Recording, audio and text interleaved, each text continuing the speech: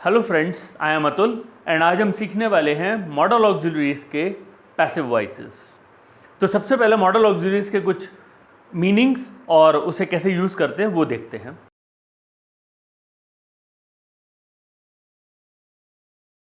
जैसे सबसे पहला वर्ड है कैन। एक्टिव वॉइस में जब हम कैन को यूज़ करते हैं तो कैन के साथ वर्ब का फर्स्ट फॉर्म को यूज़ किया जाता है, लेकिन जैसे ही हम पैसिव में कन्वर्ट कर देंगे तो कैन बी के साथ में वर्ब थर्ड फॉर्म को यूज़ करेंगे। कुड का मतलब होता है मैं कोई भी काम कर सकता था, जा सकता था, खा सकता था, और वर्ब का फर्स्ट फॉर्म इसमें यूज होता है। जैसे पैसिव वॉइस आएगा तो कुड बी के साथ में हम थर्ड फॉर्म को यूज करेंगे।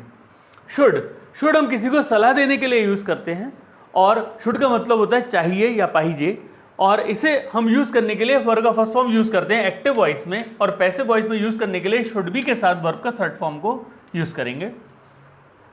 जब हम मे को यूज करें तो मे हमें संभावनाएं बताने के काम में आता है। कोई भी चीज शायद, कदाचित ऐसे बताने के लिए हमें मे को यूज करना होता है, और उसके साथ भी वर्ब का फर्स्ट फॉर्म यूज करेंगे एक्टिव के लिए, और पैसिव के लिए हम मे बी और थर्ड फॉर्म को यूज करते हैं।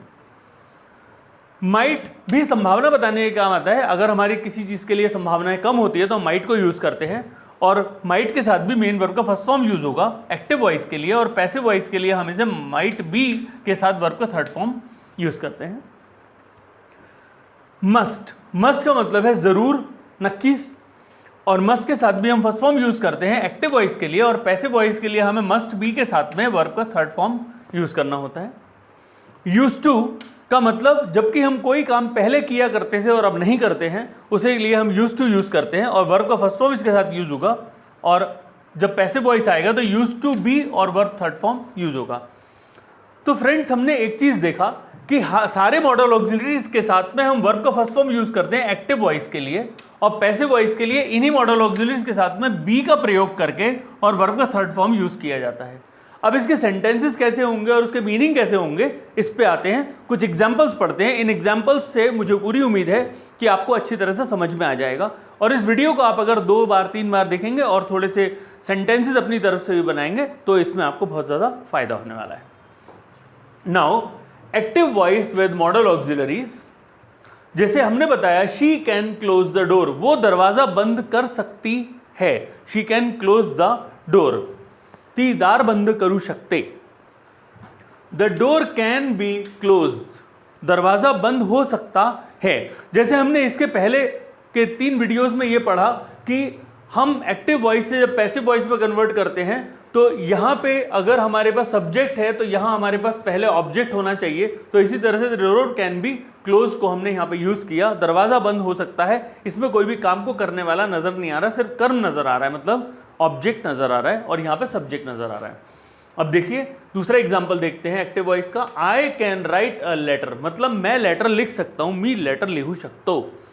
आई कैन राइट अ लेटर, तो when I say I can write a letter, तो आई काम को करने वाला है यहाँ पे, और इसे हमने कैसे दिखाया है कि as a subject over here. तो ये अ लेटर जो ऑब्जेक्ट है, यहाँ से पैसिव वॉइस शुरू होगा। पैसिव वॉइस की पहचान यही होती है कि ये पैसिव वॉइस हमेशा किसी ऑब्जेक्ट से ही स्टार्ट किए जाते हैं।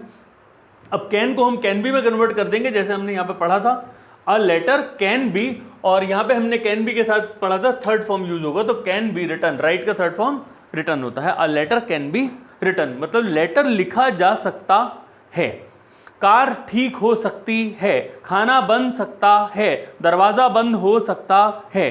तो हम ऐसे सेंटेंसेस यूज करने के लिए इस तरह से, जैसे मैं एक फैन लेके जाता हूं मैकेनिक के पास, और मैकेनिक ने मुझे बोला ये फैन ठीक नहीं हो सकता है, this fan can not be repaired, this fan can not be repaired. तो मैकेनिक ने मुझे पैसिव वॉइस में बताया ये बात, और इसे बताने के लिए उसने फैन को पहले यूज किया।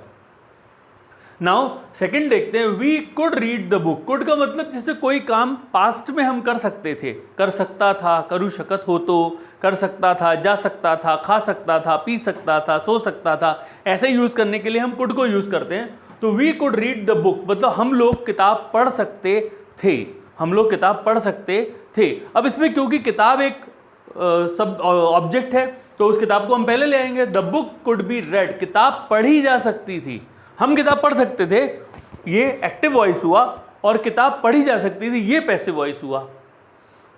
तो किताब पढ़ी जा सकती थी, बुक कुड बी रेड, और हमने बताया कि कुड के साथ में थर्ड फॉर्म यूज होता है।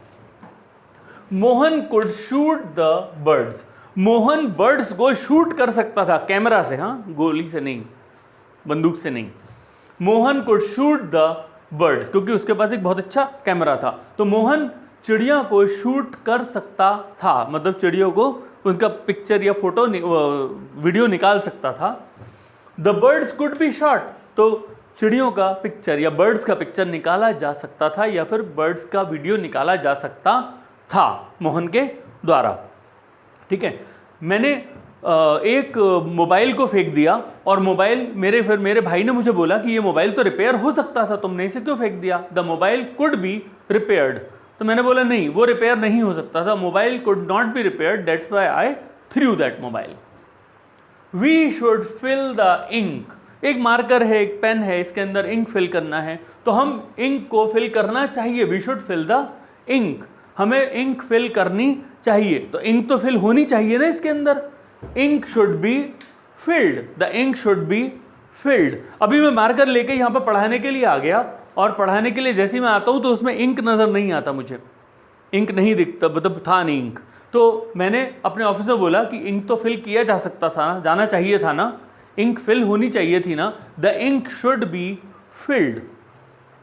We should fill the ink, हमें फिल करनी चाहिए और इंक फिल होनी चाहिए। You should not break the glass, कुछ लोग होते हैं जब बहुत गुस्सा आता है तो ये फेंका और वो फेंका, तो उन्होंने ग्लास तोड़ दिया, शीशे को तोड़ दिया। तो हमने बोला you should not break the glass, आपको चाहे गुस्सा कितना भी आए लेकिन ग्लास को नहीं तोड़ा जाना चाहिए। The glass should not be broken. तो जैसे हमने बात की थी, शुड के साथ में फर्स्ट फॉर्म आता है और शुड बी के साथ में हमेशा थर्ड फॉर्म का प्रयोग करते हैं, तो ब्रेक का third form broken. You should not break the glass, आपको ग्लास नहीं तोड़ना चाहिए और ग्लास नहीं तोड़ा जाना चाहिए। The glass should not be broken.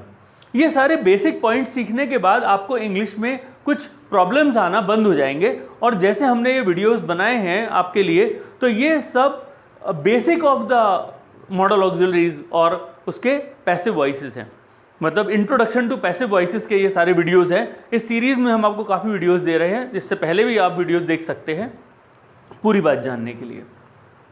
रश्मि में क्लीन द हाउस, रश्मि शायद घर साफ करेगी, संभावना ज़्यादा है। रश्मि में क्लीन द हाउस, क्योंकि रश्मि इज अ गुड गर्ल और रश्मि में क्लीन द हाउस, शायद रश्मि घर साफ करेगी। अब हमने मे के साथ में फर्स्ट फॉर्म यूज किया और मैंने आपको बताया था कि मे बी के साथ थर्ड फॉर्म यूज करते हैं।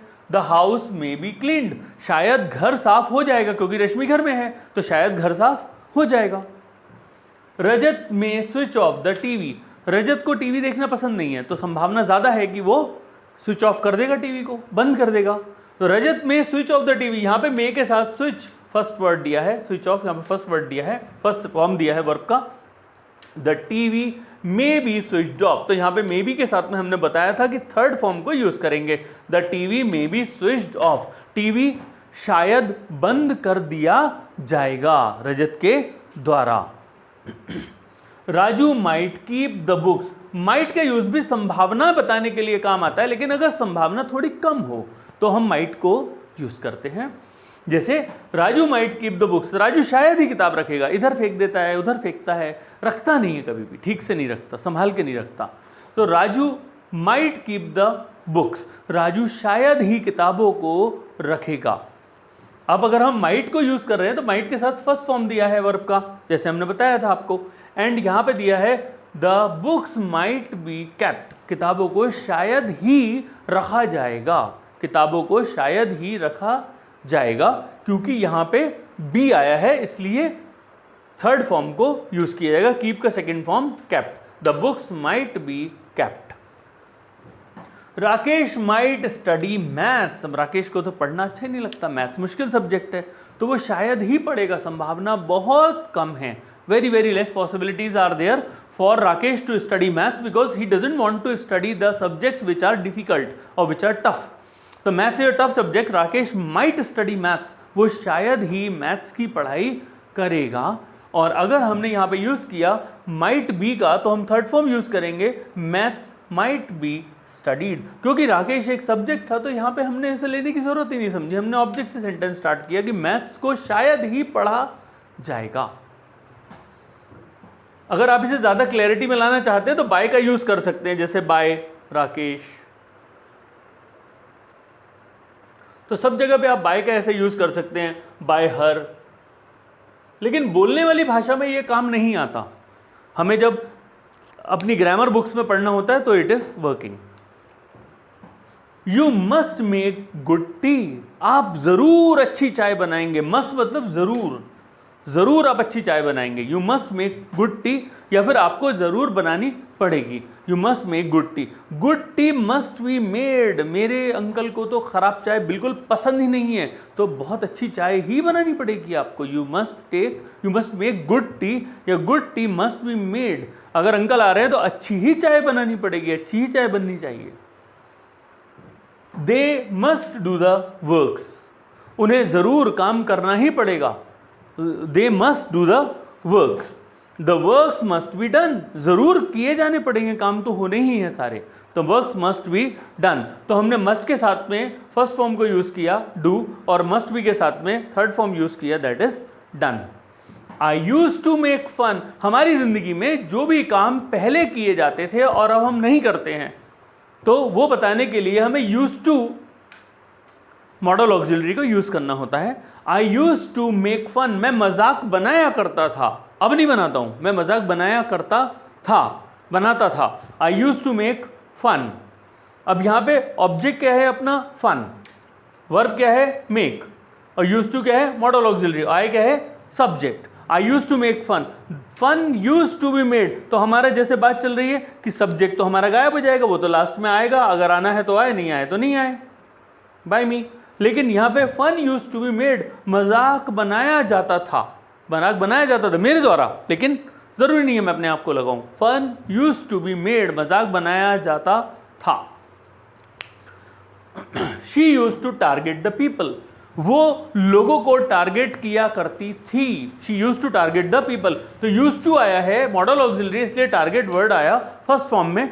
अगर मैं इसे यूज टू भी कर दूंगा तो यूज टू बी टारगेटेड आ गया, the people use to be targeted, लोगों को टारगेट किया जाता था, लोगों को टारगेट किया जाता था, तो use to be targeted, the people use to be targeted. तो ये एक बेसिक पार्ट है मॉडल ऑक्सिलरीज का, मतलब जो हम starting of the modal auxiliaries को यूज करते हैं, उसके हमने कुछ पैसिव वॉइस आपको बताए।